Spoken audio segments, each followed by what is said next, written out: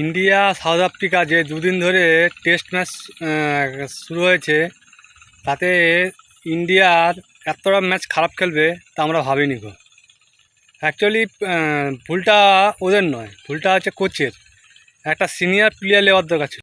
এখানে যদি রোহিত শর্মা খেলিত তাহলে ভালো হতো, কেন ও জানে কোন জায়গায় কোন বোলিং ব্যবহার করলে ভালো হবে। ইন্ডিয়াতে এত ভালো ভালো বোলিং থাকা সত্ত্বেও ইন্ডিয়ার এই অবস্থা। জাসপ্রীত বুমরা, মোহাম্মদ সিরাজ, রবীন্দ্র জাডেজা, তারপরে নীতিশ কুমার রেড্ডি, ওয়াশিংটন সুন্দর। নীতিশ কুমার রেড্ডি আর হচ্ছে যে তোমার ওয়াশিংটন সুন্দর, এদেরকে দুজনকে বাদ দিয়ে নতুন অলরাউন্ডার রাখা দরকার। এরা তো কিছুই করতে পারছে না। আমরা ভাবিনি ইন্ডিয়ার কাছে সাউথ আফ্রিকা এত রান করবে, 489। মানে এ তো গেছে, মানে একদম ইন্ডিয়ার হাত থেকে বাইরে, নাগালের বাইরে বেরিয়ে গেছে। রান করা সম্ভব নয়।